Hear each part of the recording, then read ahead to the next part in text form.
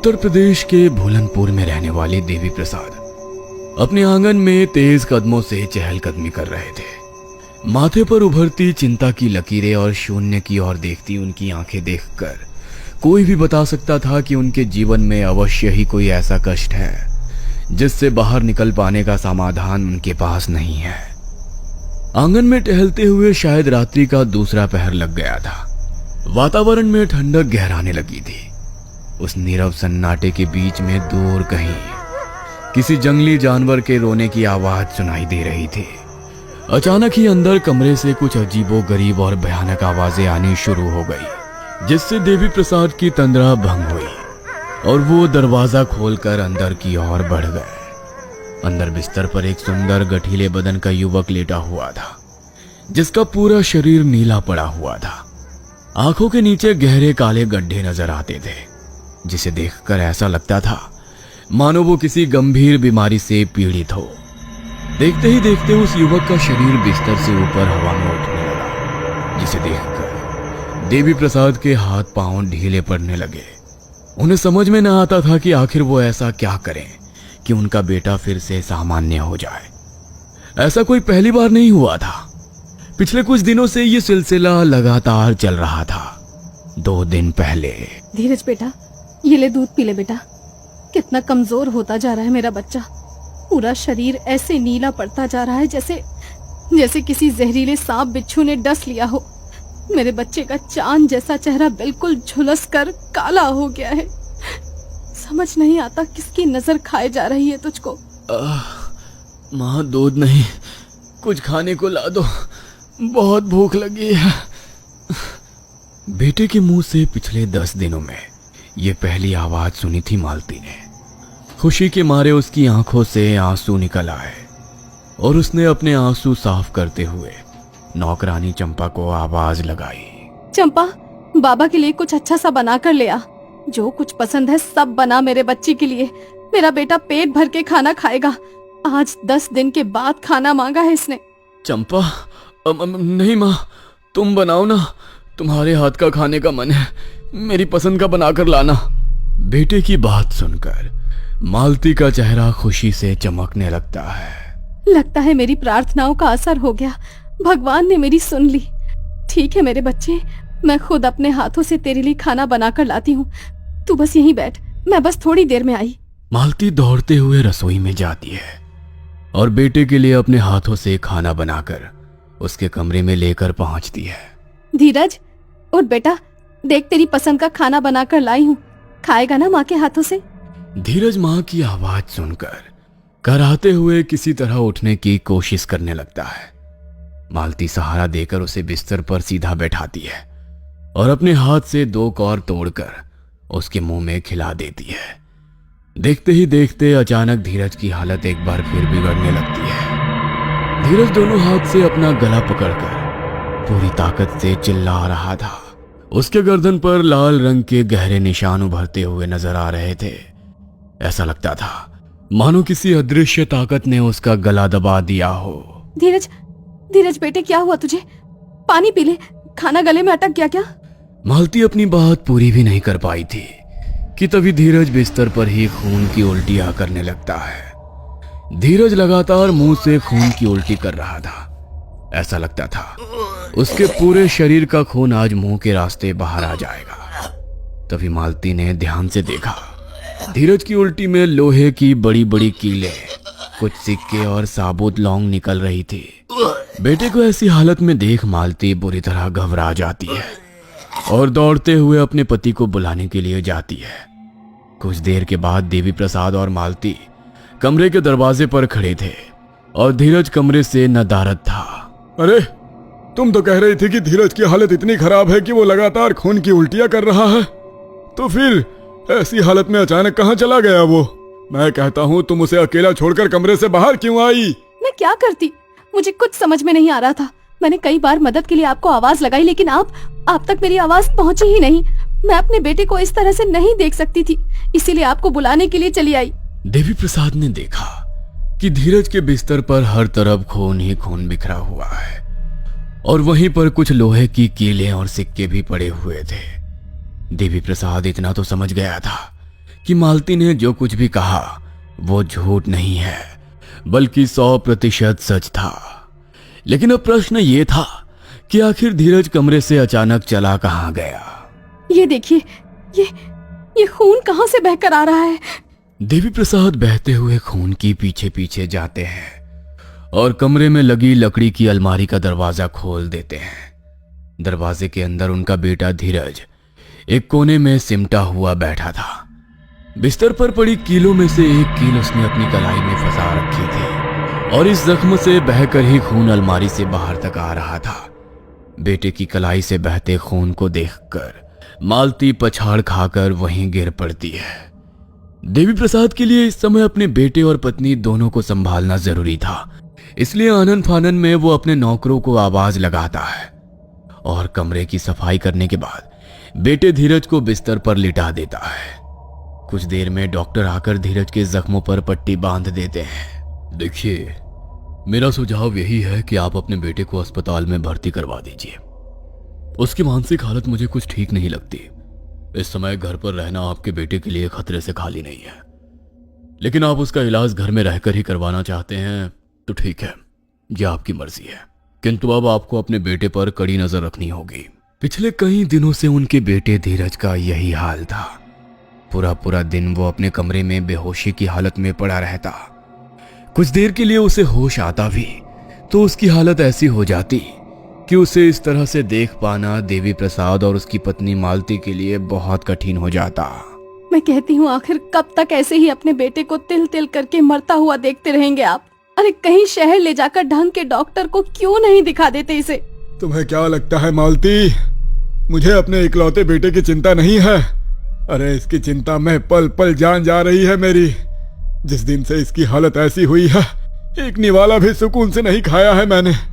न रात में नींद आती है, न किसी काम में मन लगता है। बस हर पल यही चिंता सताती रहती है कि पता नहीं हमारे बच्चे को किसकी नजर लग गई। अरे सिर्फ चिंता करने से तो ये ठीक नहीं होगा ना, कुछ तो करना ही पड़ेगा। तू ही बता मालती, अरे मैं करूं तो आखिर क्या करूं? आज तक दर्जनों डॉक्टरों को तो मैंने धीरज को दिखाया ही होगा ना। क्या कोई भी डॉक्टर इसकी बीमारी का पता लगा पाया? गांव शहर पास के हर डॉक्टर को हाथ पैर जोड़कर मैं अपने दरवाजे तक लेकर आया, इसी उम्मीद में कि आज नहीं तो कल मेरे बेटे की समस्या का हल कोई ना कोई डॉक्टर जरूर निकालेगा। लेकिन मैं क्या करूं मालती, ऐसा लगता है हमारे भाग्य में औलाद होकर भी औलाद का सुख लिखा ही नहीं है। पहले वो सब हुआ और अब हमें ये दिन देखने पड़ रहे हैं। पूरे गांव में खबर फैल गई है कि धीरज के ऊपर किसी भूत प्रेत का साया है, और जैसी इसकी हालत है इस बात से इनकार भी तो नहीं कर सकते ना जी। गांव का कोई भी आदमी इसके करीब भी आना नहीं चाहता। गांव के लोगों से क्या शिकायत करें, जिनका हमने सारा जीवन सुख दुख हर परिस्थिति में साथ निभाया। जब वही मुड़कर हमारी ओर नहीं देख रहे तो किसी और से क्या उम्मीद की जा सकती है? अपने बेटे की ऐसी हालत देखकर मुझे इतना तो समझ में आ गया है कि इस दुनिया में कोई अपना नहीं।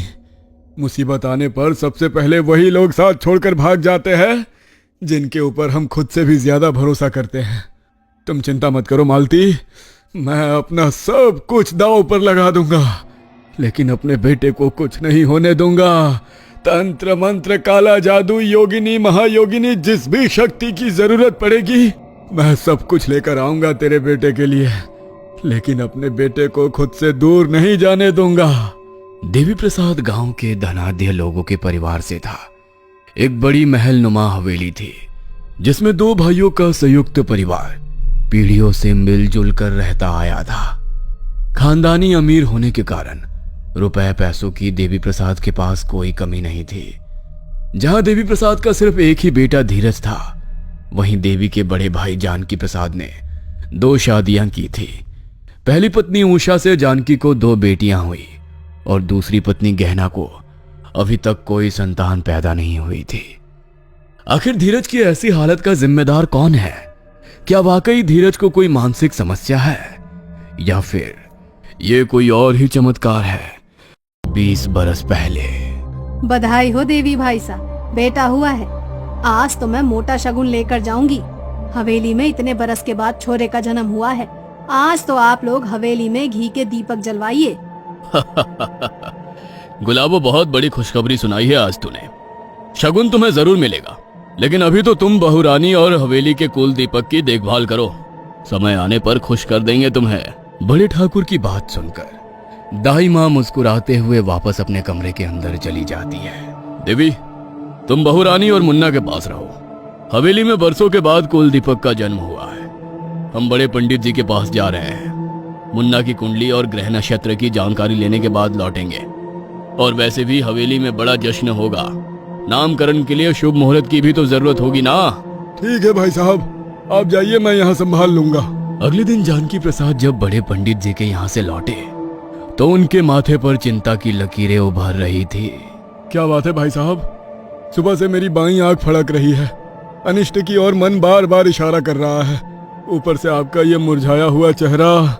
बताइए ना, आखिर क्या बात है? मैं जानता हूँ जो मैं कहने वाला हूँ वो सुन पाना किसी भी माता पिता के लिए आसान नहीं है, लेकिन सच का सामना तो तुम्हें करना ही होगा। अपना दिल पक्का रखना देवी। भाई साहब, अब हमें घबराहट हो रही है। साफ साफ कहिए ना कि आखिर बात क्या है? मुन्ना की कुंडली और नामकरण के बारे में जानने के लिए जब मैं बड़े पंडित जी के पास गया तो उन्होंने मुन्ना की कुंडली बताने से साफ इनकार कर दिया। कहने लगे ये महापाप है, वे अपने हाथ से नहीं कर सकेंगे। पंडित जी की बात मेरी कुछ समझ में नहीं आई तो मैं उनके चरणों में बैठ गया और उनसे समस्या का समाधान करने के लिए विनती की। तब उन्होंने मुझे अपने महागुरु के पास भेज दिया। आपके घर में पुत्र के विषय में बताने से हमारे शिष्य ने इसलिए इनकार कर दिया क्योंकि आपके पुत्र की कुंडली में नक्षत्र का कुछ ऐसा योग बन रहा है जो कि कई हजार बच्चों में किसी एक कुंडली में ही नजर आता है। गुरुजी, रिश्ते में तो मैं बड़ा हूं, किंतु पुत्र के मोह में एक के बाद एक मेरी पत्नी ने 3 पुत्रियों को जन्म दे दिया। हमने तो पुत्र प्राप्ति की आशा ही छोड़ दी थी, किंतु कहते हैं ना, भगवान के घर में देर है अंधेर नहीं। और ठीक उसी समय मेरे छोटे भाई की पत्नी को ब्याह के 10 वर्षों के बाद बेटा पैदा हुआ। इस बच्चे से हमें इतना मोह है कि उसकी जन्म कुंडली लेने के लिए हम स्वयं आपके पास आए हैं। जो भी बात है खुलकर बताइए गुरुजी, और यदि कोई समस्या है तो उसका समाधान भी खोजिए। इस बच्चे के अच्छे स्वास्थ्य और लंबे जीवन के लिए हम कुछ भी करने को तैयार हैं। कुछ भी दांव पर लगाने के लिए हम एक पल के लिए भी नहीं सोचेंगे। तो फिर सुनिए, आपके घर जन्म लेने वाला ये बच्चा अल्प आयु है। इसकी आयु बहुत ही कम है। मात्र 14 वर्ष की उम्र में ही यह भगवान को प्यारा हो जाएगा। इसीलिए वो इस बच्चे की कुंडली को बताना नहीं चाहता था। समस्या है तो समाधान भी होगा गुरुजी। अब बताइए ना, हम क्या करें? आप महाज्ञानी हैं, आपके ज्ञान पर हमें पूरा भरोसा है। अपने पुत्र की लंबी आयु चाहते हो तो उसका एक ही उपाय है, और वो ये कि इस बच्चे को अपने घर परिवार, माता पिता, भाई बहन सबसे दूर रहना होगा। और दूसरी बात, इसके माता पिता ने अगर दूसरी संतान को जन्म दिया तो तत्काल ही इसकी असमय मृत्यु हो जाएगी। ये आप कैसी बातें कर रहे हैं भैया? हम दूसरी संतान को जन्म ना दे, इस बात में मुझे कोई ऐतराज नहीं, लेकिन एक नन्हे से बच्चे अपने जिगर के टुकड़े को खुद से दूर कैसे कर दूं? इस बच्चे को अपनी माँ की जरूरत है। अरे बावली हो जाएगी इसकी माँ। पिछले 10 साल में कौन सी मंदिर में जाकर माथा नहीं टेका होगा उसने इस बच्चे का मुंह देखने के लिए। और आज जब वो घड़ी आई है कि वो अपनी औलाद को अपनी गोद में खिला सके, तो आप कहते हैं कि इस नन्हे से बच्चे को अपनी आंखों से दूर कर दे। मैं समझता हूँ, किंतु गुरुजी की बात को टालना मतलब मुन्ना के जीवन के साथ खिलवाड़ करना। और अगर गुरुजी की बात सच निकल गई तो हम क्या करेंगे? मुन्ना के बारे में इस तरह की बात सोचकर ही मेरा तो दिल दहल रहा है। मैं मुन्ना की माँ हूँ। मैं तो बस यही चाहती हूँ कि मेरा बच्चा जहाँ रहे स्वस्थ रहे। उसका जीवन बचाने के लिए मैं कुछ भी करने को तैयार हूँ। ठीक है, अगर उसका जीवन बचाने का यही तरीका है तो यही सही। मैं अपने बेटे का त्याग करने के लिए तैयार हूँ। बड़े भाई की बात पर यकीन करके देवी प्रसाद अपने इकलौते बेटे को खुद से दूर करने के लिए तैयार हो जाता है। नन्हे से शिशु को खुद से दूर करने के बारे में सोचकर भी सिहर रही हूँ। आखिर कहाँ रहेगा मेरा बच्चा? कौन देखभाल करेगा इसकी? तुम चिंता मत करो, भाई साहब ने पूरी व्यवस्था कर दी है। कुछ समय पहले भाई साहब ने गांव से दूर एक हवेली खरीदी थी। हमारे मुन्ना का पालन पोषण अब उसी हवेली में होगा, जहां वो अपने पूरे परिवार की दृष्टि से दूर रहेगा।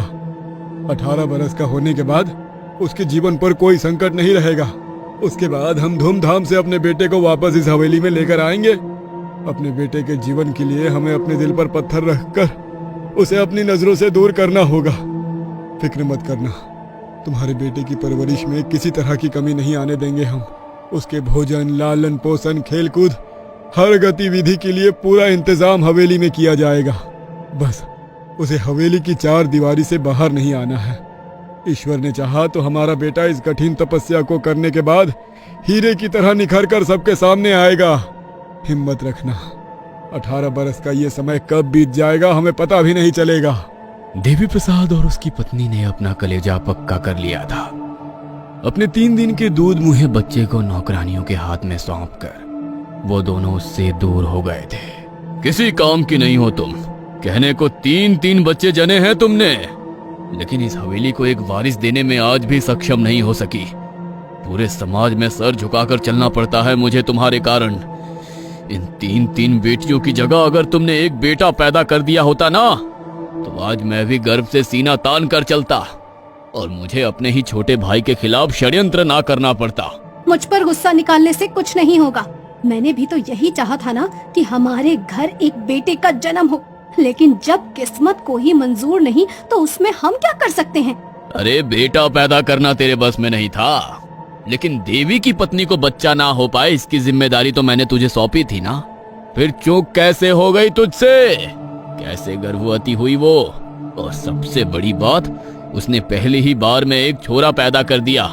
इस बात का मतलब समझती है तू? इस पूरी हवेली पर मालिकाना हक देवी प्रसाद और उसके बेटे का हो जाएगा और हम खड़े तमाशा देखते रह जाएंगे। मैं तो पिछले 10 साल से हर अमावस की रात अपनी तरफ से उसके ऊपर तंत्र छोड़ रही हूँ। बाबा के बताए हुए सारे उपाय आजमाए हैं मैंने, लेकिन ऊपर वाले की मर्जी के आगे किसका बस चलता है। हमारा काला जादू, तंत्र मंत्र सब फेल हो गया और उसने हमारी आंखों के सामने एक लड़का पैदा कर ही दिया। शायद ईश्वर को यही मंजूर था। इसे भगवान की मर्जी समझकर स्वीकार कर लीजिए। भगवान की मर्जी? अरे भगवान की मर्जी तो ये है कि मैं इस घर का बड़ा बेटा हूँ। इस नाते इस हवेली पर बादशाहत तो मेरी ही चलेगी और मेरा होने वाला बेटा ही इस हवेली का उत्तराधिकारी बनेगा। इसके लिए मुझे जो करना पड़ेगा ना, मैं करूँगा। कहीं ऐसा तो नहीं कि आपने गुरुजी के नाम से जो कहानी देवी और छोटी को सुनाई है वो सब आपका रचा एक षड्यंत्र है? ठीक पहचाना तुमने। हाँ, किसी कुल गुरु से मिलने नहीं गया था मैं, बल्कि आने वाले 18 सालों के लिए एक नए षड्यंत्र की रचना करने गया था। इस बार मैंने ऐसा चक्रव्यूह रचा है ना कि इसमें फंसकर इस अभिमन्यु को मरना ही होगा। लेकिन आप करने क्या वाले हो? और अगर देवर जी को इस बारे में पता चल गया तो क्या करेंगे? अरे महामूर्ख है वो देवी, कुछ पता नहीं चलने वाला उसे। आंख बंद करके मुझ पर भरोसा करता है वो। मेरा कहा हुआ वचन उसके लिए पत्थर की लकीर के समान है। उसके मन में शक कभी आ ही नहीं सकता कि उसका खुद का सगा भाई उसकी वंश बेल को काटने का प्रयास कर रहा है। तो क्या ये सब सही है? आपको ये सब गलत नहीं लगता? मैं तो कहती हूँ छोड़िए ना ये। जानकी प्रसाद की जिद थी कि इस हवेली में राज उसका खून ही करेगा, इसलिए पत्नी की सेहत की परवाह किए बगैर एक बार फिर से बेटे की उम्मीद में वो दोनों कोशिश करते हैं। वैद, तांत्रिक, ज्योतिष सभी गणनाओं का ध्यान रखने के बाद भी चौथी बार फिर से जानकी की पत्नी एक बेटी को ही जन्म देती है, लेकिन इस बार उसकी बेटी के पैदा होते ही उसकी मौत हो जाती है। ठाकुर साहब, बड़ी ठकुराइन बहुत कमजोर हो गई हैं और अब उनके शरीर में बच्चा जनने की ताकत नहीं बची है। अब रहने दीजिए, कहीं ऐसा ना हो कि अगली बार बच्चे की जगह ठकुराइन ही ना बचे। दाई की बात सुनकर ठाकुर बहुत निराश हो गया था। अगले कुछ बरस उसने इसी गम में बिताए कि अब उसके घर में कोई दीपक जलाने वाला कभी नहीं आएगा। लेकिन फिर एक दिन ठाकुर ने इस समस्या का एक उपाय ढूंढ निकाला। आखिर क्या है वो उपाय? लालच, नफरत और धोखे से बनी इस कहानी में अब क्या मोड़ आएगा? जानने के लिए कहानी का अगला भाग देखना ना भूलें। ये कहानी आपको अच्छी लगी हो तो लाइक, कमेंट और चैनल को सब्सक्राइब करना ना भूलें। देवी प्रसाद के बेटे को षड्यंत्र रचकर जानकी ने हवेली से तो दूर कर दिया था, लेकिन प्रश्न तो अभी वही था कि उसकी पत्नी को सिर्फ बेटियां ही पैदा हो रही थी। 4 बरस के लंबे इंतजार के बाद उषा को संतान पैदा तो हुई, लेकिन शारीरिक कमजोरी होने के कारण उषा को एक मरी हुई बच्ची पैदा होती है। अब तो दाई माँ ने भी साफ मना कर दिया था कि उसकी पत्नी के शरीर में एक और बच्चा पैदा करने का समर्थ नहीं बचा है। अगले तकरीबन 5 साल ऐसे ही बीत जाते हैं। फिर एक दिन जानकी प्रसाद की नजर एक सुंदर रूपवती कन्या गहना की ओर जाती है। गहना हवेली में जानकी की पत्नी की देखभाल करने के लिए आई थी, लेकिन 18 बरस की सुंदर मनमोहिनी सी गहना ने कब जानकी प्रसाद को अपने मोह में बांध दिया, हवेली में कोई जान नहीं पाया था। एक और जानकी के मन में एक बेटा पाने की आस थी, और दूसरी ओर इस समय गहना का उसके जीवन में आना। जानकी को यह ईश्वर का दिया हुआ संकेत समझ में आ रहा था। देखो, हवेली में तुम्हारा जो स्थान पहले था आगे भी वही रहेगा, लेकिन मुझे इस हवेली के लिए एक वारिस की जरूरत है, और सच तो यह है कि वो वारिस मुझे तुमसे नहीं मिल सकता। देवी का बेटा 11 साल का हो गया है, कुछ सालों की बात है, उसके बाद वो वापस हवेली में लौट आएगा। मेरी बरसों की मेहनत बर्बाद हो जाएगी, इसलिए मैंने दूसरा ब्याह करने का निर्णय लिया है। गहना भी ब्याह के लिए तैयार है, तू भी खुशी खुशी इस ब्याह के लिए मान जाएगी तो अच्छा होगा, वरना मजबूरन मुझे तुझको तलाक देकर दूसरा ब्याह करना होगा। जानकी की बात सुनकर बड़ी ठकुराइन भीतर तक कांप गई थी। कैसी बात कर रहे हैं जी आप? अरे अपनी बेटियों के बारे में तो सोचिए। बेटे के मोह में इतने अंधे हो गए हैं कि अपनी जनी बेटियों की भी कोई फिक्र ना है आपको।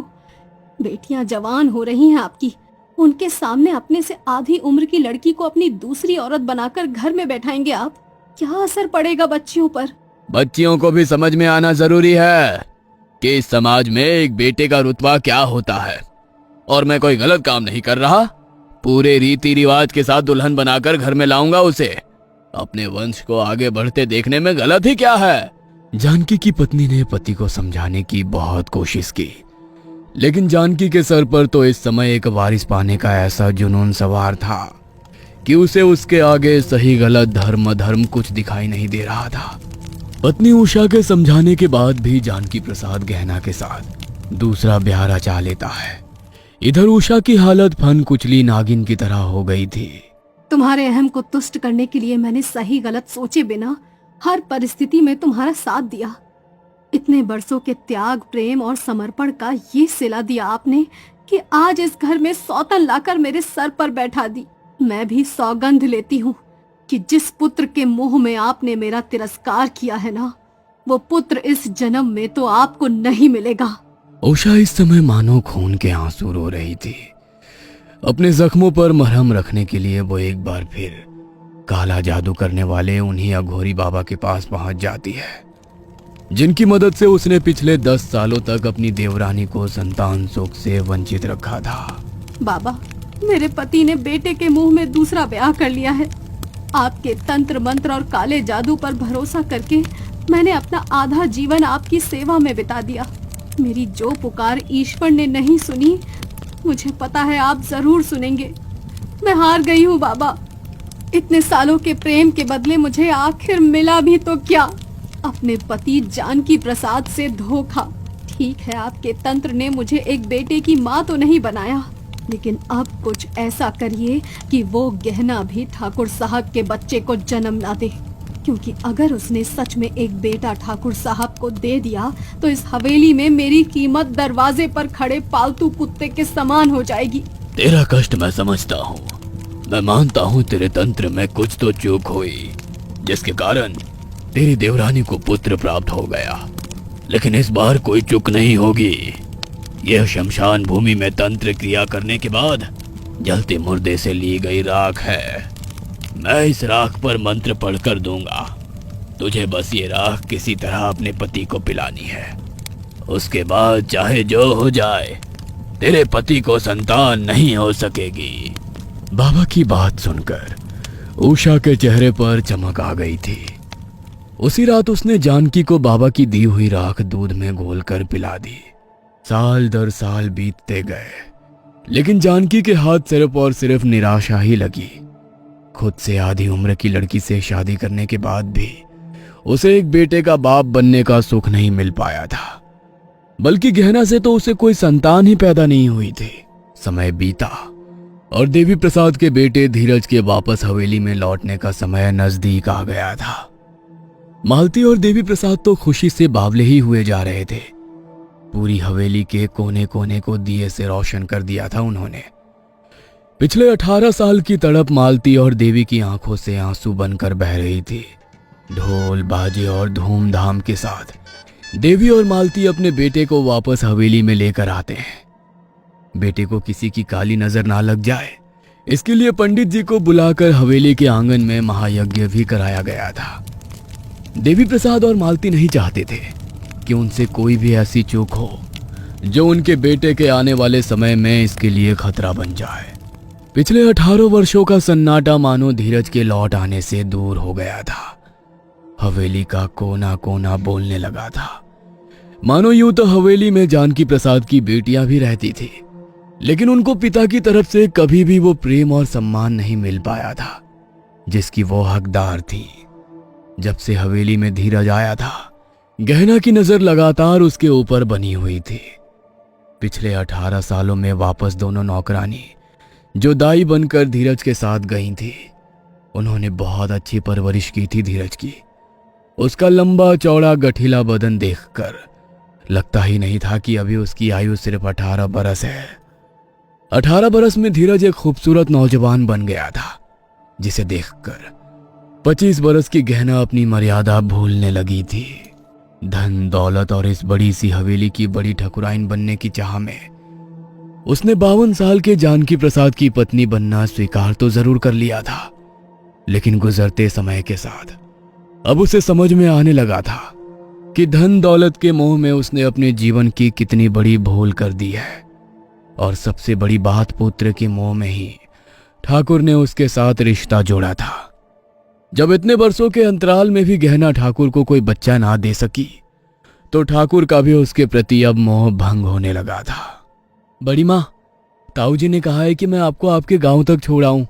उनकी तबीयत कुछ ठीक नहीं है, इसलिए वो आपके साथ नहीं जा सकेंगे। हाँ, उम्र हो गई है आपके ताऊ जी की। उनकी तबीयत तो अक्सर ही खराब रहती है। चलो, इस बार उनकी तबीयत खराब होने का हमें कुछ तो फायदा मिला। मैं कुछ समझा नहीं बड़ी माँ। बड़ी माँ मत कहा करिए हमें। आपसे उम्र में इतने भी बड़े नहीं हैं। हमें तो आप अपना हम उम्र दोस्त समझिए। अब इस इतनी बड़ी हवेली में एक आप ही तो हैं जो हमें अपने हम उम्र हम दर्द नजर आते हैं। बाकी तो कोई हमारे दिल की बात समझता ही नहीं है। ये आप कैसी बातें कर रही हैं? आप मेरे ताऊ जी की पत्नी हैं, इस नाते आप मेरी बड़ी माँ हैं। जब शादी करते समय आपने उम्र के बारे में नहीं सोचा, तो अब ये सब बातें करने का कोई फायदा नहीं है। और वैसे भी रिश्ते उम्र देखकर नहीं निभाए जाते। धीरज को धीरे धीरे महसूस होने लगा था कि गहना उसके साथ नजदीकियां बढ़ाने की कोशिश कर रही है। रिश्ता ही ऐसा था कि वो इस बारे में घर में किसी से कुछ कह भी नहीं पा रहा था। आखिर किसी से कहता भी तो क्या? उसकी बड़ी माँ उसके साथ गलत संबंध रखना चाहती है। इसे एक बात से हवेली की नींव हिल सकती थी, इसलिए धीरज ने इस बारे में कभी किसी से कोई बात नहीं की। बस वो खुद ही इस बात का ख्याल रखने लगा कि वो गहना से थोड़ा दूर ही रहे।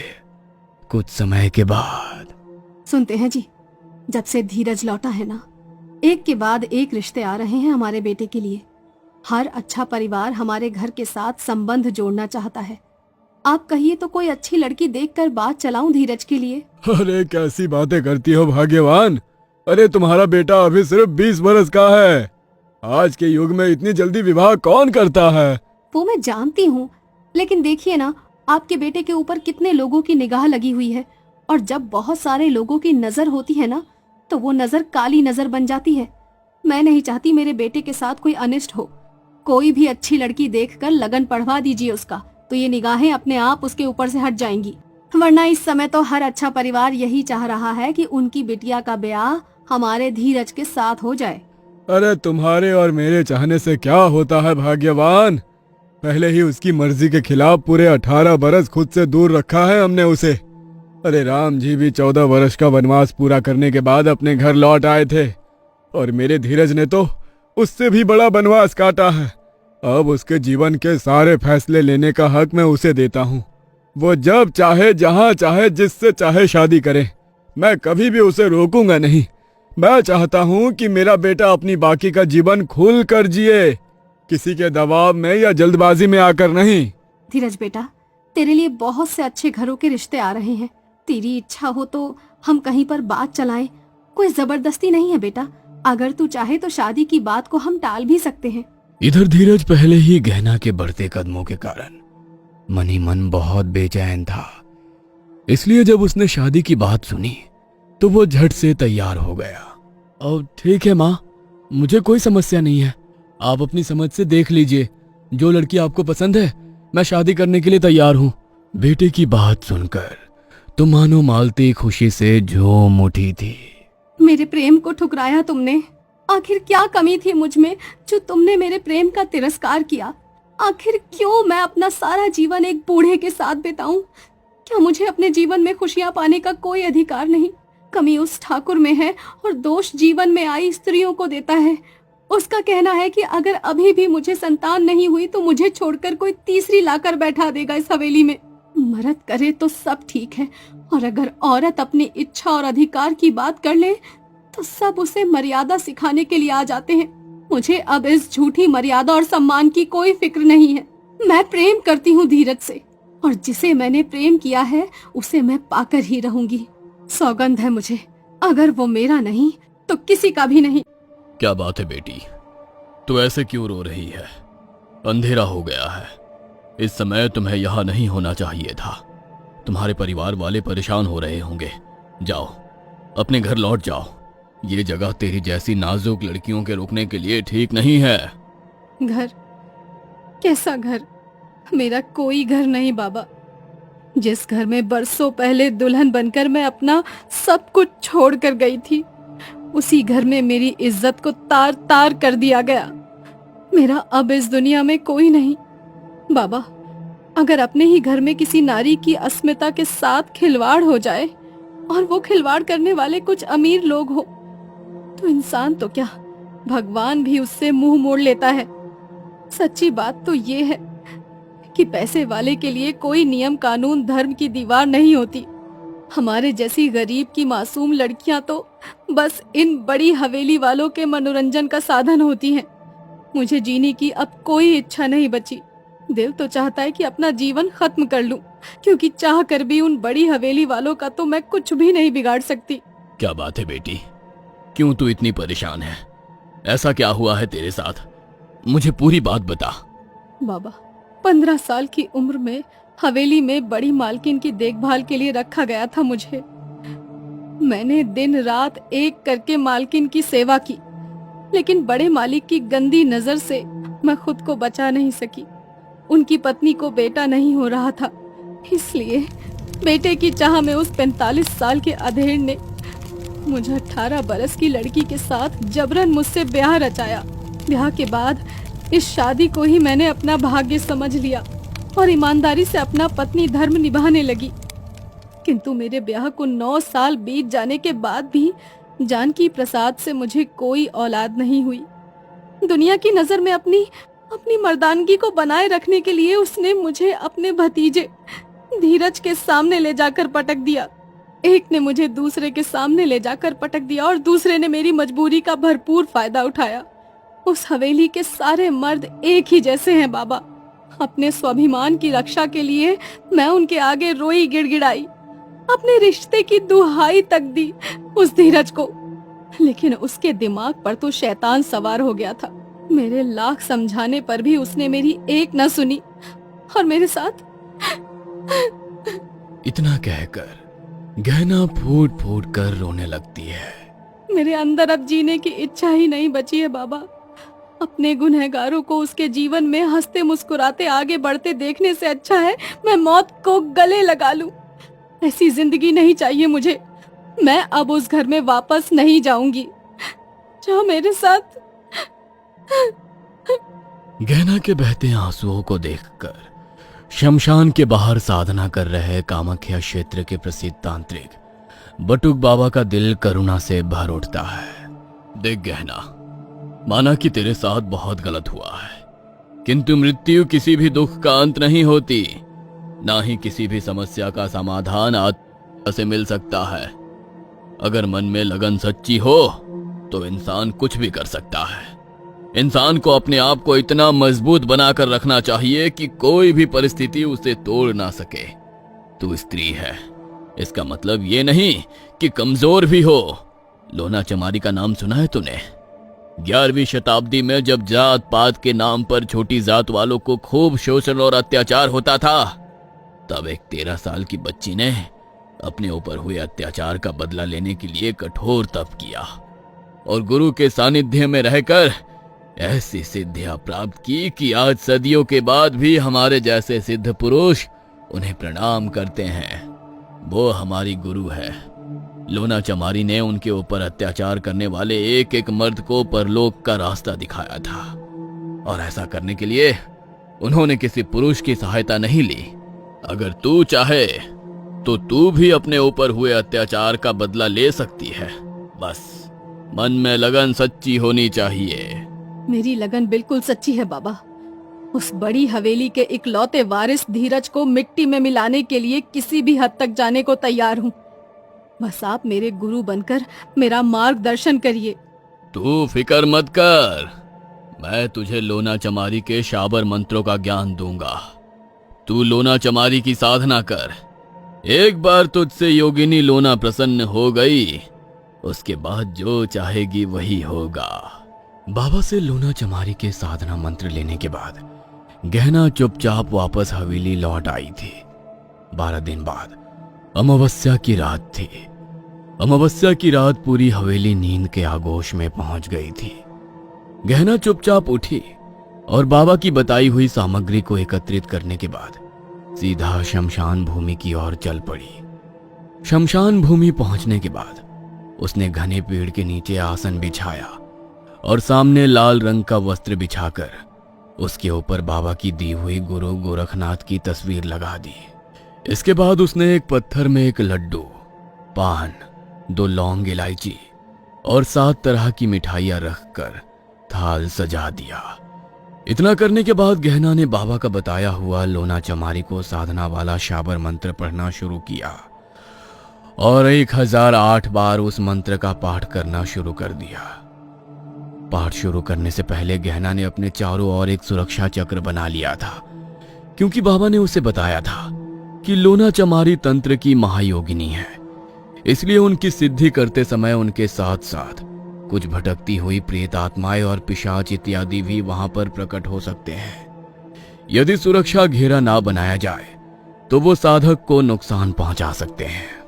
बाबा की बातों को ध्यान में रखकर गहना मध्य रात्रि से लेकर ब्रह्म मुहूर्त तक शमशान भूमि में बैठकर लोना चमारी की साधना करती रहती है, किंतु उसे ऐसा कोई भी संकेत नहीं मिलता जिससे पता चले कि उसकी साधना पूरी हो गई है। उदास मन से गहना पत्तल में रखा हुआ भोजन का सारा सामान एक पत्थर पर सिंदूर चढ़ाने के बाद वहां रख देती है। अगले दिन गहना एक बार फिर से साधना शुरू करती है। साधना समाप्त करने के बाद उसने देखा कि पत्तल में रखा हुआ लड्डू, मिठाइयां और पान अपने स्थान से गायब हो गया है। ऐसा लगता था किसी ने उठाकर उसे खा लिया है। यदि आपने मेरी साधना को स्वीकार लिया है तो कृपया करके कोई संकेत दे। गहना के इतना कहते ही शमशान भूमि का वातावरण एकाएक बदलने लगता है और चारों ओर गहरी ठंडक फैलने लगती है, जिससे गहना को अब कपकपी छूटने लगी थी। अभी तक चल रही मंद हवा तेज आंधी का रूप ले लेती है और पेड़ के तने टूट टूट कर नीचे गिरने लगते हैं। आप शांत हो जाइए माता, मैं समझ गई आप यहीं कहीं हैं। अगले दिन गहना एक बार फिर बाबा के पास जाती है। बाबा, आपके बताए अनुसार मैंने 2 दिनों तक शमशान में साधना की और अंत में मैंने देखा कि उन्होंने मेरे द्वारा लाया हुआ भोग भी स्वीकार कर लिया, किंतु मुझे समझ में नहीं आ रहा है कि अब मैं उनकी सिद्धि की सहायता से अपना बदला कैसे पूरा करूंगी। लोना को सिद्ध करने का मतलब ये है कि अब माँ लोना का आशीर्वाद तेरे साथ है। उनका ध्यान करके तू जो भी तंत्र मंत्र अब उस हवेली पर छोड़ेगी, उसे सफल होने से कोई नहीं रोक सकेगा। तेरे किए तंत्र का कोई बड़े से बड़ा तांत्रिक भी काट नहीं सकेगा। ऐसी है महायोगिनी लोना चमारी की सिद्धि। अब समझे? समझ गई बाबा। मेरे दुश्मनों को खून के आंसू रोने का समय आ गया है। किसी को नहीं छोड़ूंगी मैं। एक एक से चुन चुन कर बदला लूंगी। उस हवेली को मरघट ना बना दिया तो मेरा नाम भी गहना नहीं। गहना के आंसू देखकर बाबा से एक बहुत बड़ी भूल हो गई थी। उन्होंने गहना को जो मार्ग दिखाया वो सच्चाई का मार्ग था, किंतु बाबा नहीं जानते थे कि गहना एक चालबाज और कपटी स्त्री है। बदले की आग में अंधी होकर उसने लोना के शाबर मंत्रों का प्रयोग करके देवी प्रसाद के बेटे धीरज पर मृत्यु तंत्र छोड़ दिया था। गहना के तंत्र का ही प्रभाव था कि हर गुजरते दिन के साथ धीरज की हालत बद से बदतर होती जा रही थी। पूरे गांव देहात हर आदमी के जुबान पर यही बात थी कि देवी प्रसाद का बेटा ज्यादा दिन का मेहमान नहीं है। जिस किसी ने भी धीरज की हालत के बारे में सुना, उसके मुंह से हाय निकल गई। अरे भैया, कहते हैं ना, किस्मत से कोई जीत नहीं सकता। देखो तो, कहने को इतनी बड़ी हवेली है, बड़े बड़े खेत हैं, अच्छा चलता हुआ कारोबार है, लेकिन आज स्थिति ऐसी है कि हवेली में किसी दीपक जलाने वाले का आता पता नहीं है। बड़े ठाकुर को एक के बाद एक सिर्फ बेटियां ही पैदा हुई, और छोटे ठाकुर को इतने सालों के बाद ये एक लड़का भी हुआ, तो बचपन से ही उसके साथ कुछ ना कुछ अनहोनी हो रही है। 18 बरस के प्रवास के बाद जब धीरज बाबू लौटे तो कितनी रौनक थी हवेली में। पूरे गांव में घी के दीपक जलाए थे, लेकिन जाने किसकी काली नजर लग गई जो आज धीरज जन्म और मृत्यु के बीच में झूल रहा है। अरे भैया, और किसकी नजर लगेगी? बड़े लोगों के ना काम ही ऐसे होते हैं। 10 लोगों की हाय लिए घूमते हैं ये अपने साथ। अब आप खुद ही देख लो, बड़ी ठाकुराइन से लड़का ना मिला तो अपनी बेटी की उम्र की लड़की को ब्याह कर हवेली में लाकर बैठा दिया जानकी प्रसाद ने। हमारी अम्मा कहती थी, जिस घर में औरत की इज्जत ना होवे ना, वो घर कभी फल फूल नहीं सकता। हमको तो यही बात लगती है। अरे इन ठाकुरों ने कभी लड़की जात की इज्जत करी है जो उनके घर में खुशियां आती? 3 बेटी पैदा हुई जानकी को, लेकिन हवेली में हमेशा ऐसा मातम पसरा रहा जैसे जन्म नहीं मृत्यु हुई हो किसी की। बड़ी मालकिन की हाय ले डूबी इस हवेली को। देखना बचेगा नहीं ये छोरा। कैसे बेइज्जत करके निकाला था उनको और उनकी बेटियों को इस हवेली से। खून के आंसू पी कर गई थी बेचारी, मरते दम तक इस अपमान को भूलेंगी नहीं। अरे हमको तो कभी कभी लगता है वही कुछ तंत्र मंत्र करवाई है छोटे ठाकुर के बेटे पर। और हम बताए, ऐसे मामलों में ना कोई घर का ही शामिल होता है। बाहर वालों की क्या बिसात कि उनके घर में घुसकर टूना टोटका छोड़ जाए। बात तो तुम ठीक कहते हो भैया, लेकिन हमारी एक सलाह मानो, किसी के सामने ये सब बातें ना कहना। अरे ठाकुर के कानों में अगर ये बात पड़ गई ना तो बिना बात हमारी जान की मुसीबत हो जाएगी। हाँ, गांव में जितने मुंह उतनी बातें चल रही थी, और इसी तरह घूमते घूमते शिष्यों के माध्यम से बात बाबा के कानों तक भी पहुंच जाती है। बाबा, मुझे ऐसा लगता है कि आपको एक बार चलकर हवेली में उस बच्चे से मिल लेना चाहिए। अरे बड़ा ही मासूम बच्चा है, बहुत कष्ट झेले हैं उसने। पहले ही उनके कुल गुरु के कहने पर पूरे 18 बरस हवेली से दूर रहा है वो। अब जब लौट कर आया भी तो ना जाने किसकी काली नजर लग गई उस बच्चे को। क्या धीरज के माता पिता कभी जान पाएंगे कि उनके बेटे के ऊपर लोना चमारी के शाबर मंत्रों के द्वारा टोना किया गया है? क्या लोना चमारी के शाबर मंत्रों को कोई काट पाएगा? क्या बच पाएगी धीरज की जान, या फिर धीरज की मौत तय हो गई है? शिष्य की बात सुनकर बाबा गहरी सोच में पड़ जाते हैं। अगर तुम्हें ऐसा लगता है कि मेरे वहां पहुंचने से उस बालक के जीवन की रक्षा हो सकती है, तो मैं अवश्य ही तुम्हारे साथ वहां चलूंगा। अगले ही दिन प्रातः काल बाबा अपने शिष्य को लेकर वहां पहुंच गए थे। अलख निरंजन, कोई है घर में? बाबा की आवाज सुनकर धीरज की माँ दौड़ते हुए द्वार की ओर आ जाती है। बाबा आप। हमने सुना आपके पुत्र की हालत बहुत खराब है, कोई दवा दुआ काम नहीं कर रही। मुझे मेरे शिष्यों के माध्यम से समाचार मिला। यदि आप उचित समझे तो मैं एक बार आपके पुत्र से मिल सकता हूँ। क्यों नहीं बाबा, आप चलिए ना। बाबा कमरे में जाकर धीरज की ओर देखते हैं।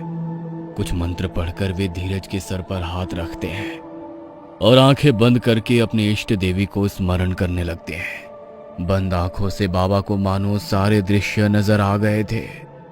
गहना का शमशान भूमि जाकर धीरज के लिए मृत्यु तंत्र छोड़ना और मां लोना को साधना।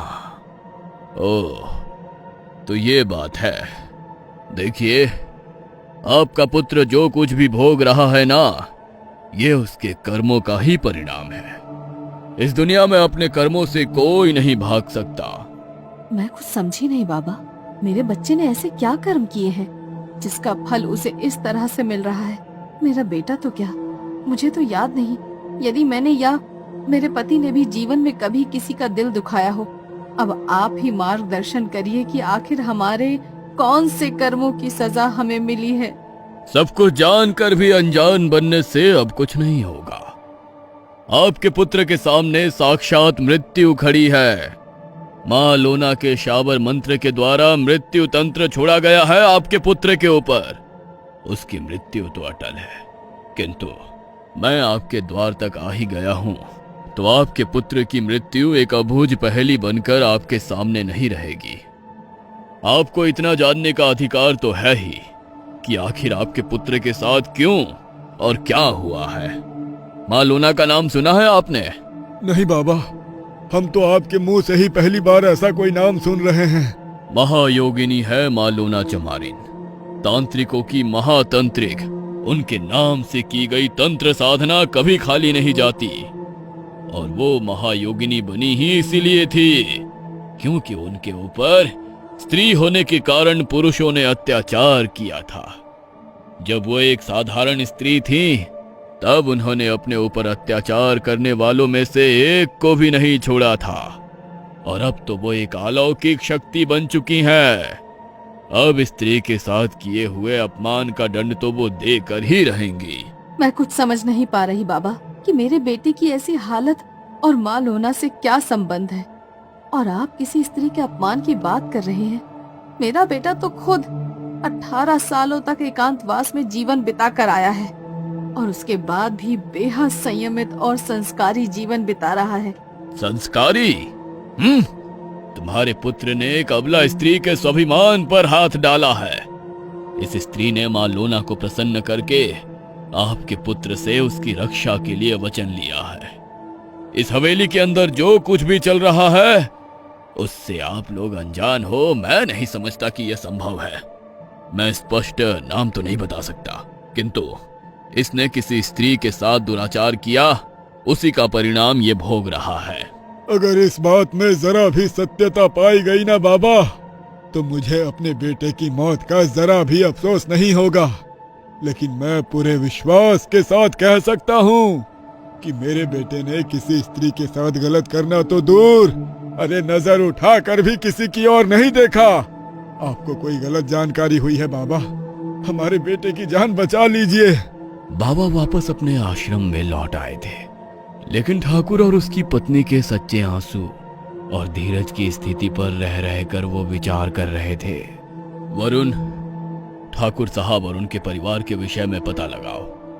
हमारा हृदय कहता है वो सच्चे आदमी हैं, छल कपट नहीं है उनके अंदर। क्या मैं सही समझ रहा हूं, या अभी भी कुछ ऐसा है जो मेरी आंखें नहीं देख सकी? बाबा से आज्ञा पाकर उनका शिष्य वरुण गांव में जाकर थोड़ी पूछताछ करता है और फिर वापस बाबा के पास आ जाता है। बाबा, गांव के लोगों का कहना है कि बड़े ठाकुर और छोटे ठाकुर के बीच जमीन आसमान का अंतर है। जहां बड़े ठाकुर लोभी और दुराचारी व्यक्ति हैं, वहीं छोटे ठाकुर उतने ही सज्जन और विनम्र हैं। उन्होंने आज तक अपने जीवन में कभी कोई गलत कार्य नहीं किया, और जहां तक उनके बेटे का प्रश्न है, उसके बारे में भी गांव भर में सब अच्छी बातें ही कर रहे हैं। अब तो मुझे भी चिंता सताने लगी है गुरुदेव। कहीं गलती तो नहीं हो गई हमसे? अगर तुम सच बोल रहे हो तो इसका मतलब वो स्त्री हमसे झूठ कह रही थी क्या? कोई स्त्री अपने विषय में इतना गलत बात कैसे कर सकती है? बाबा, आपने उस गहना को माँ लोना की साधना करने का मार्ग दिखाया था, और माँ लोना के साथ छल कपट करने का अर्थ है स्वयं अपनी मृत्यु को आमंत्रित करना। मैं उस गहना को बुलावा भेजता हूँ। बेहतर होगा कि वो अपने पाप को खुद ही अपने मुख से स्वीकार कर ले, अन्यथा फिर उसके साथ जो होगा उसकी जिम्मेदारी वो स्वयं ही होगी। वरुण गहना के पास संदेश भिजवाता है कि बाबा ने उसे अपने आश्रम में बुलवाया है। अगले ही दिन गहना बाबा के सामने पहुंचकर एक बार फिर से झूठा नाटक करके फूट फूट कर रोने लगती है। रो नहीं पुत्री, हमने बस ये जानने के लिए तुम्हें यहाँ बुलाया था कि तुमने माँ लोना चमारी के साबर मंत्रों का प्रयोग किस पर किया है। तो समझकर बताना, जिसके ऊपर तुमने शाबर मंत्रों की सिद्धि का प्रयोग किया उसका अपराध क्या था? मैंने आपको बताया था ना बाबा, मुझ गरीब अबला नारी के ऊपर गलत नजर थी छोटे ठाकुर के बेटे की, और जब मैंने उसके साथ किसी भी तरह का गलत संबंध रखने से इनकार किया तो उसने मेरे साथ जबरन। इतना कहकर गहना फूट फूट कर रोने लगती है। मैंने तो सुना है वो तुम्हें छोटी माँ कहकर पुकारता था। वो तुम्हारे साथ कुछ भी गलत कैसे कर सकता है? सन्यासी है हम, अपनी दिव्य दृष्टि से वो भी देख सकते हैं जो तुमने अपने मुंह से अभी तक नहीं कहा है। इसलिए तुम्हारी भलाई इसी में है कि तुम सब कुछ सच सच स्वीकार करके बता दो। यदि मैं ठाकुर के पतन का रास्ता तुझे बता सकता हूं तो तुझे भी तेरे पतन तक पहुंचा सकता हूं। अंतिम अवसर दे रहा हूं तुझे, सत्य को स्वीकार कर ले, वरना मुझसे बुरा कोई नहीं होगा। बाबा की बात सुनकर अब तो गहना की आंखें गुस्से से लाल हो गई थी। माथे की तैयोरियां चढ़ाते हुए उसने चिल्लाते हुए कहा, सच सुनना चाहते हैं ना आप? ठीक है, मैं बताती हूँ आपको सच। हाँ, मैंने छोटे ठाकुर के बेटे के ऊपर तंत्र का प्रयोग किया। मैंने तंत्र का प्रयोग किया क्योंकि इस हवेली में मेरे जीवन की आहुति चढ़ गई है। छोटी सी उम्र में बड़ी ठकुराइन की देखभाल के लिए मुझे लाया गया था। जब मैंने देखा कि बड़े ठाकुर ललचाई नजरों से मेरी ओर देखा करते हैं तो मुझे अपनी गरीबी दूर करने का एक अवसर मिल गया। मैंने धीरे धीरे अपनी मादक अदाओं के जाल में बड़े ठाकुर को फंसाया और उन्हें इस बात का एहसास दिलाया कि यदि वो बड़ी ठकुराइन को छोड़कर मुझे अपनी पत्नी बना लेंगे तो उन्हें मुझसे एक बेटे के पिता होने का सुख मिलेगा। बड़े ठाकुर के दिमाग पर बेटा पाने का भूत सवार था, इसीलिए मेरी बातों में आने में उन्हें ज्यादा समय नहीं लगा और जल्दी ही उन्होंने मुझसे शादी कर ली। वैसे भी मैं शादी के लिए इनकार करती तब भी गरीबों की इच्छाओं का ये बड़ी हवेली वाले कोई सम्मान नहीं करते। इसीलिए मैंने इस आपदा को अवसर में बदलने का निर्णय लिया। लेकिन मेरी बदकिस्मती ये रही कि शादी के इतने साल बाद भी मुझे कोई संतान नहीं हुई। दूसरी ओर वो बूढ़ा ठाकुर मेरे गले की हड्डी बन गया था। मुझे उसके साथ बैठने में भी घिन आती थी। मुझसे दोगुनी उम्र से भी अधिक आयु है उसकी। ठाकुर की उम्र ढल चुकी है, लेकिन मैं तो अभी जवान हूं ना। फिर एक दिन छोटे ठाकुर का बेटा एकांतवास से लौटकर हवेली में आया। उसे देखकर मेरे मन में मानो सैकड़ों पुष्प एक साथ खिल गए। मेरी नजरें इतने सालों से जिसे तलाश रही थी वो मुझे धीरज में दिखाई देने लगा। उसका गोरा रंग, ऊंचा लंबा कद, बड़ी बड़ी रुबीली मूंछें मुझे अपनी तरफ आकर्षित करने लगी। मैंने एक बार फिर से अपने रूप का जाल फेंकना शुरू किया, लेकिन ये धीरज बड़े ठाकुर जैसा नहीं निकला। मैंने जितनी बार भी उसके करीब आने की कोशिश की, उसने मुझे खुद से दूर धकेल दिया। हर बार वो मुझे हमारे रिश्ते की मर्यादा समझाता रहा और छोटी माँ कहकर मेरी भावनाओं का अपमान करता रहा। इतना तो मैं फिर भी बर्दाश्त कर रही थी। कुछ साल ऐसे ही बीत गए और फिर एक दिन मुझे पता लगा कि धीरज ने ब्याह के लिए हाँ कर दिया है और छोटे ठाकुर और ठकुराइन अब उसके लिए दुल्हन की तलाश करने लगे हैं। अपने प्रेम का इतना अपमान मैं बर्दाश्त नहीं कर सकती थी। मैंने एक अंतिम बार धीरज के सामने जाकर खुलकर अपने प्रेम का प्रस्ताव उसके सामने रखा, लेकिन इस बार भी धीरज ने उसे मना कर दिया। मैंने कसम खा ली थी कि अगर वो धीरज मेरा नहीं तो किसी का भी नहीं हो सकेगा। शादी करने का शौक चढ़ा था ना उसे, सीधा यमराज के पास पहुंचाऊंगी अब मैं उसे। और फिर आपके सामने आकर मैंने एक झूठी कहानी बनाई जिस पर आपने यकीन कर लिया और उस धीरज की बर्बादी का रास्ता मुझे दिखा दिया। अनर्थ को निमंत्रण दिया है तूने। तू जानती नहीं, जिस शक्ति को तूने ललकारा है उसके हाथों आज तक किसी एक का भी अहित नहीं हुआ। किसी मासूम को यदि मां लोना के मंत्रों से हानि पहुंची तो वो तेरा ऐसा हश्र करेंगी कि तू सपने में भी नहीं सोच सकती। समय रहते माफी मांग ले और अपने पापों का प्रायश्चित कर ले। कभी नहीं, मरना ही होगा उसे। अपने मुंह से अपनी सारी सच्चाई सुनाने के बाद गहना गुस्से में उठकर वहां से चली गई थी। भूल तो मुझसे भी हुई है। इस गहना के झूठे आंसुओं को सच मानकर मैंने बिना कुछ भी सोचे समझे मां लोना चमारी की साधना करने का मार्ग दिखा दिया। अब यदि कुछ भी अनिष्ट होता है तो उसमें दोष तो मेरा भी होगा ना। अगले कुछ घंटे बाबा विचलित से होकर अपने हाथों को आपस में रगड़ते हुए अपने आश्रम में यहां से वहां टहलते रहते हैं और फिर बड़े ही भारी मन के साथ दिन रात को अग्नि जलाकर आंखें बंद करके उसके सामने बैठ जाते हैं और उनके मंत्रों की ध्वनि पूरे वातावरण में गूंजने लगती है। कुछ घंटे तक मंत्र साधना करने के बाद शिष्य वरुण बाबा से कहता है, बाबा, ये आप कौन सी साधना कर रहे थे? इस साधना के विषय में मुझे तो जानकारी नहीं है। ये किस प्रकार के मंत्र आपने उच्चारण किए? उस गहना ने मां लोना चमारी की साधना का गलत उपयोग करके उस मासूम बच्चे के ऊपर मृत्यु तंत्र छोड़ा है। उस बच्चे की जान लेने जैसे पाप का भागीदार मैं नहीं बन सकता। इसीलिए मैंने लोना चमारी का आवाहन किया है और अपनी साधना के माध्यम से उन्हें सूचना भेजी है कि मेरे कारण उनके मंत्रों का गलत प्रयोग हुआ है। वो कृपा करके धीरज के ऊपर अपना प्रकोप ना दिखाएं और उस बच्चे को स्वस्थ कर दें। लेकिन बाबा, अगर ऐसा करने से मां लोना आपके ऊपर क्रोधित हो गई और उन्होंने आपको दंड दिया तो आप क्या करेंगे?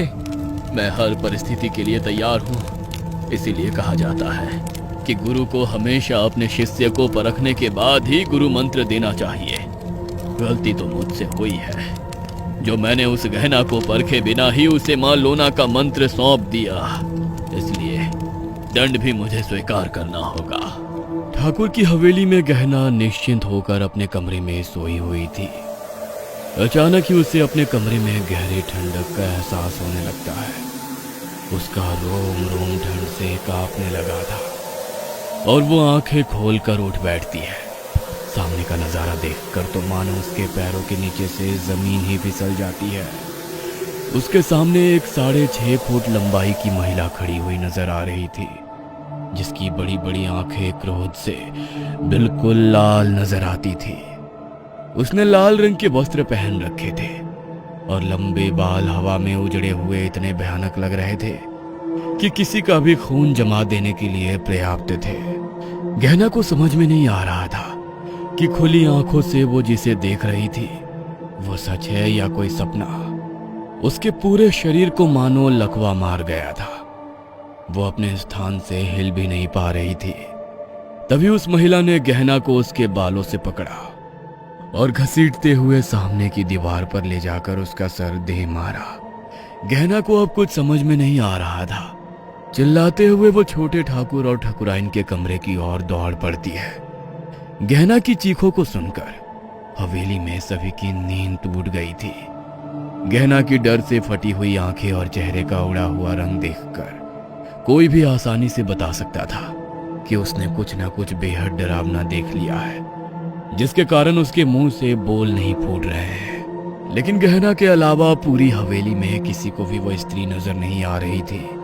गहना को नजर आ रहा था कि वो स्त्री दौड़ते हुए उसकी ओर चली आ रही है। इसलिए अपनी जान बचाने को गहना भाग हवेली की छत पर पहुंच जाती है। वहां पहुंचकर उसने देखा वो भयानक स्त्री अभी भी ठीक उसके सामने ही खड़ी हुई गुस्से में उसे घूर रही है। मैं ही हूँ लोना। मेरी शक्तियों का गलत प्रयोग करने की तेरी हिम्मत भी कैसे हुई? किसी निर्दोष के साथ गलत करना, और वो भी मेरे शाबर मंत्रों के द्वारा। इस गलती की सजा सिर्फ और सिर्फ मौत है। लोना के इतना कहते ही गहना हवेली की छत से नीचे कूद पड़ती है और गहना की कहानी हमेशा हमेशा के लिए वहीं खत्म हो जाती है। दूसरी ओर गुरुजी उन्होंने गहना को मां लोना का मंत्र दिया था।